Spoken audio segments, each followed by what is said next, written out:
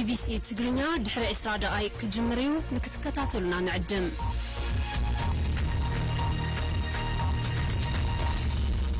كون سجنتا BBC أفان أوروموتي نولين ترا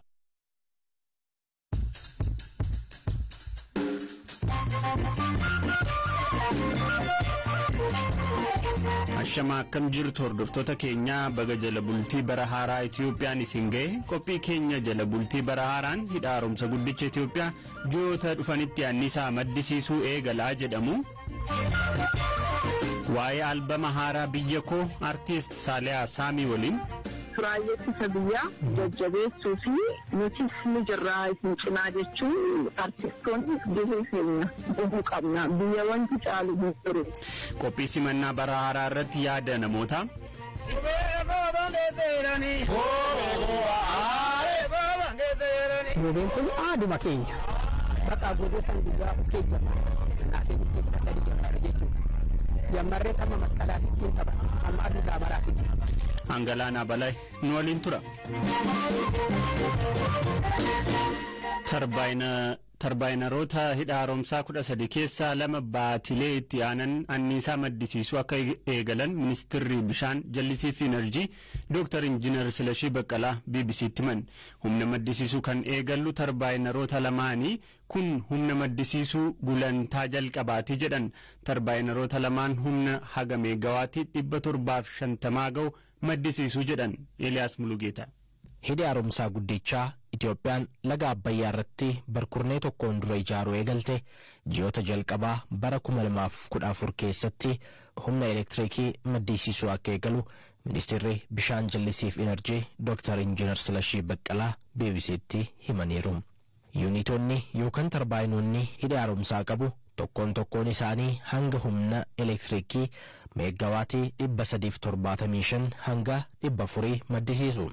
Walumaa galatti hidhichi humna elektirikii meeggawaatti 6,450 maddisiisuu kan danda'u wayita ta'u humna hidhichi maddisiisuu itti fayyadama biyya keessaarraa hafu gara biyyoota ollaatti gurguruun waggaatti galii doolaara miliyoona 500 fi miliyoona 80 argachuun akka danda'amu tilmaamama.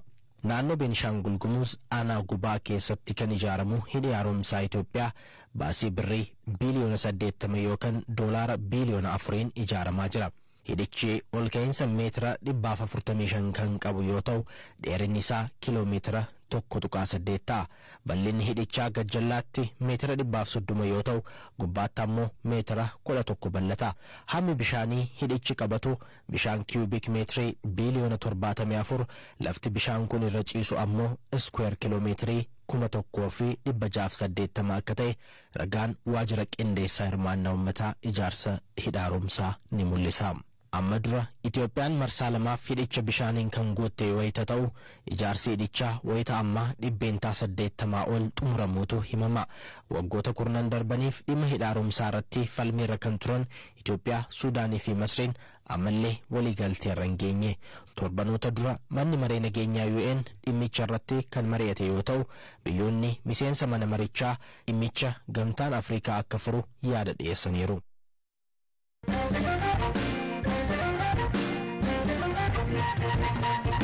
Dhaabbileen siivilii Itiyoophiyaa keessa jiran 24 bara haaraa sababeeffachuun waraanni biyyattii golaa jiru akka dhaabbatuu fi namuu daandii nageenyaatti akka deebi'u gaafatan. Dhaabbileen siivilii biyya keessaa dhimma waraana Itiyoophiyaa keessa jiru irratti wayita yaada akkasii dhiyeessan kun kan jalqabaati. Rakkoon bu'uuraa waraana kanaaf sababa ta'e hokkoraa fi dhukaasaan hin furamuu jedha. Waamichi dhaabbileen 24 waliin ta'uun dhiyeessan kun. Waamichi dhaabbilee kunniinii kan hawaasa idil addunyaa ji'oota darban dhiyeessaa turaniin wal fakkaata. Dhaabbileen siivilii biyya keenya keessa jiran hundinuu akkaataa waraanni kun dhaabbachuu danda'uu fi nageenyii fi araarri mirkanaa'uu danda'u irratti tokkummaan hojjechuu qabaa jedha waamichi waloo kun. Amma duras miseensonni garee walabaa fi maanguddoonni addunyaa The Elders gareewwan waraanaa Tigraay irratti hirmaachaa jiran waraana dhaabuun akka mari'atan jajjabeessuuf tarkaanfiin akka fudhatamu mana maree nageenyaa dhaabbata biyyoota gamtoomanii gaafataniiru.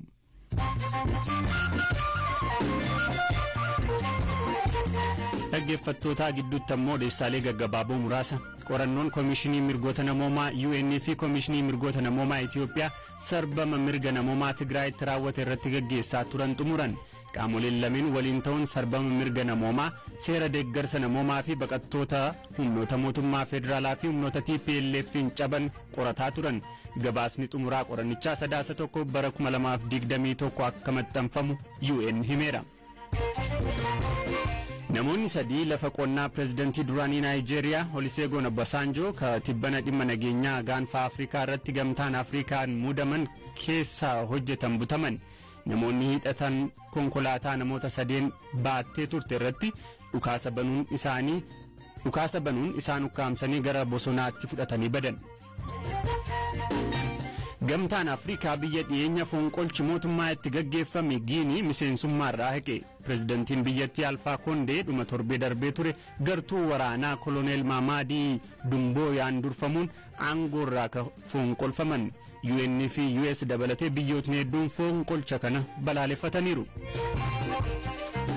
Oostiriyaatti namichi reeffa haadhasaa kutaa kuusaa wayinii keessa waggaa tokko caalaaf tursuun qarshii sooromaashee argachaa ture jedhe poolisiin. Maanguddoon ganna 89 dhukkuba waa irraanfachuu qabdu jedhamte yeroo dhumatti lubbuun ishee waxa bajjii darbee ture.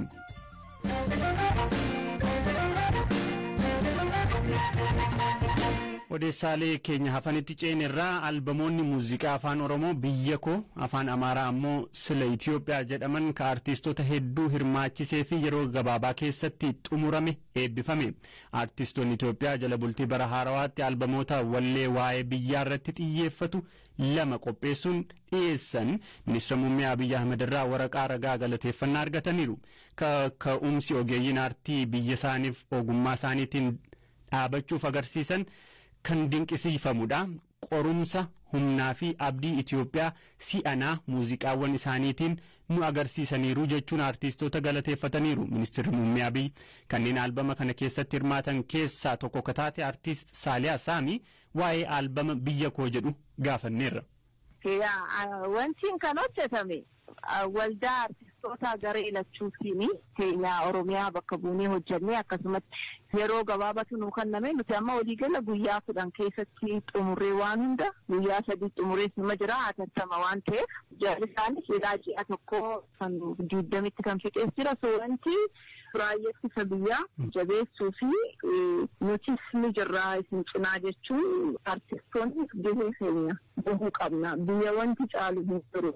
Biyyoo jiraatee nuti jiraanna waan jiru irratti kakaane kana hojjannee gama afaan Oromootiin artistoota hagamtuu irratti hirmaate. Wallistootaa fi maallaanii achiiroo xiqqaatee namaa gama jira warri irratti hirmaate hundi badhaasa sartifikeetii fudhateetii deemee artistoota baay'een argee albamii tokko ni guuta sirba 12 yoo xiqqaate surfaan maqaa keenyaadan. Ministeera muummee wajjin wal argitanii suurri kaatan muraasni miidiyaa hawaasaarra jira. Wanti ministeera muummee wajjin itti wal argitan maal ture?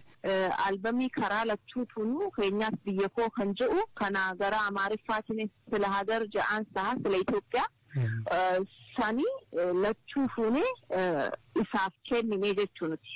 Masaraatti akkasumas kennaa sartifikeeta warreen yeroo kana keessatti kutannoodhaan fedhii isaaniitiin akkanatti hojjetanii biyya cinaa dhaabbachuun waan jajjabeeffamuu qabu galatoomaa jechuun sartifikeetiin qabu ture sanis fudhatanii. Wannuma miidiyaa hawaasummaa irratti ni argeerra waraana kana dhaabuu irratti nagaan akka bu'u labsuu irratti xiyyeeffachuu caalaa waan waraanicha hammeessu ta'a waan jedhu fa'aa kakaasu. Isinitti akkamitti isinitti dhaga'ama? Akkamitti jalqabe eenyutu waraanicha jalqabe eenyutu dhaabuu hin barbaade jalqabarraa nama biyyuma kanan ture hedduun keenya akka hubannutti nama tokko hadideetii si dhufu biyya balleessuuf dhufu addunyaa kamirrattu biyya san eeguun dirqama difgoota akka nama dhuunfattu yoo namni si dhiisuu dideesitti deeme sas difeensii waan jaamutti ittisuun dirqama ta'a. So argaa waan turreef jecha rii amma Itoophiyaan lolaa turu Itoophiyaa uummata ishee loluu kuni maal gochaa jira? ilaa isaa deeme daangaa ilaa isaa cabsee dhufe ilaa hunoo argaa jirra miti soo kana deebisuun dirqaman ta'u ilmi namaa dhumutti jira karaa hundaanuu jechuudha lola irratti namni ni du'a lola irratti usaniituma qawween qoraanii miti wal dhoyitee addan deemtu duuti ni jirti namni siif lolu tokko yoo irraa du'ees expect godhuudha qabda soo wanni godhumuu jiru amma danda'amitti dhaabuuf yaaliin ni godha. Qophii keenya ka xumuraan jala bultii bara haaraa Itoophiyaa namni hedduun bakkuma jirutti haga humni danda'uun kabajuutti jira namootni magaalota Oromiyaa fi naannolee biraa irraas dubbifne sababa qaala'insa gateetiin wantootni ayyaanaaf durii eegalee bituun ulfaataa akka itti ta'e dubbatu jiraattuun Bishooftuu kana jedhu. Ani maqaan koo Addis Margaanaan jedhani bakki ani jiraadhu magaalaa Bishooftuuti. Akka magaalaa keenyaatti odaanti qophiin hin jira garuu gabaadhaan wal qabatee rakkoon tokko hin jira. Kan kanaan duraarraa wanti adda godhamma akka magaalaa keenyaatti shunkurtiitu hin jiru. Gabaadhuma keessa hin jiru mootummaatu dhiyeessaa jira makiinaadhaan biyya iddoo biraarraas jiru jechuudha. Jireenyi qaaleensi jireenyaa immoo xiqqoo ishee namni akka dandamatee ayyaana isaa haala gaariin kabajni godhamaa jira. Amma akka waliigalaatti amma daaqoon numti noormaalii jettu tokko guddaa baay'ee hin jenne 700 600 waamu. Reetu durkuma tokko 800 jettu amma 700 amma 600 gaafatama. Hoolaanis akkuma kana jechuudha sadarkaa isaatiin amma 1000 waamu akkuma horii guddaatti jechuudha. Akkasuma ta'ee immoo namni kabajachuudhaaf akkaatuma danda'e walittis fudhatee walittis dabalatee da'amee akka girchaatti bakka kan deemanii amma tokko kabajachuudhaaf ho'eema jira gabaa keessa olaalte garuu namni baay'ee dadhabee ikoonomii namaa qoshii sindinaas jedhu malee ayyaaneffamaa jira jechuudha. Ayyee isin gama keessan qophii akkamii fa'aa gootamme? Nama gama kootiin akkuma mana koof wanta barbaachisu waan kanaan durarraa adda waan hin dhiisen qabu amma ta'e qophii godhee sa'aatii kan amma daabboo qopheessuuf itti deemaa irra kan immoo qalmi qalamee ayyaana ganamatti kabajachuudhaaf qophiirra jira jechuudha. Gama aadaatiin yeroo kanatti maaltu ta'a maaltu sirbama keessattuu shamarran fa'aa wanti godhan addatti fa'aa yoo jiraatu ni yaadachiisa. Aadaa sirbaatiin nama bakka itti dhaladhee gara lixaatti faarfatama gaafa boritti bari'u halkan sa'aatii 11tti kaa'amee inni qatama naga deemame jechuudha. Dhiirri kobaasaatti dubara shamarran kobaasaanitti bobba'anii waggaa haaraatti xuriidhaan hin ce'amu jedhameetu aadaan akkasiin jira. Asitti immoo chibboodha kan qophaa'ee jiru jechuudha kan keessaa ibsuudhaaf. Ulfaataa guddaa irra deebi'uun ayyaana gaarii sineeffa ta'u galatoomaa sidis eebbifama. Ayyaanni bara haaraa yeroo dhufu sirbi birraa naannoo giddu galeessa Oromiyaatti maqaa adda addaatiin beekamu goobeen hedduu keenyatti yaadatama. Dargaggoof maanguddoon Shawaa Kaabaa Salaalee irraa dubbifne goobee akkasiin ibsu.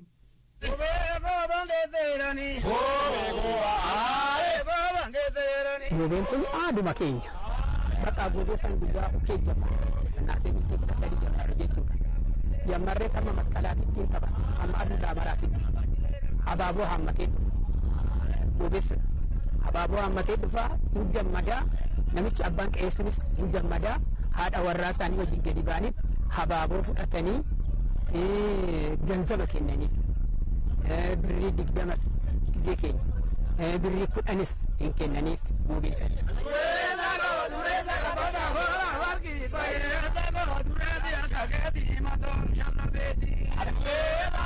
Akkasittiin kennanii fi ganzaba isa walitti funaanamee sa'a birrii 200 binneet abdaari irratti abbaa aadaa yaamne jaarsa yaamne jaartii yaamne achirratti abdaa isa irratti qalama.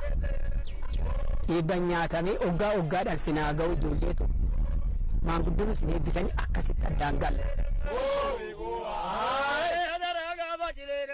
Cileedaa maraayaa cileedaa maraaruube cileedaa maraayaa cileedaa maraaruube irraanaa saasaaruube jedhanitti dubartoonni akkasitti kana jedhu. Maanguddoonni immoo iyyuu foollee jedhan akkasitti addaan galu gammachuu saniin addaan galan. Baasaan afaan qirni jedha waa'ee uumaa warra keenyaa uumaa warra dur hambisan jennee baay'ee qirni jechaa ture gizee isaan afaan afan. Hoggaara nu gahee bara haaraatti nu baase kana obbolaan keenyallee guutumaaf guututti wal bira jiraachuu keenyaaf annu bira deemeellee nafsee isaanii haamaa roonneen nu jinjirullee ammallee ciifufnee taphachuudhaaf akkasitti taphachaa jirra. Ammallee taphannaa itti fanfumnee taphannaa qotisuu keenyallee hin barsiifnaa.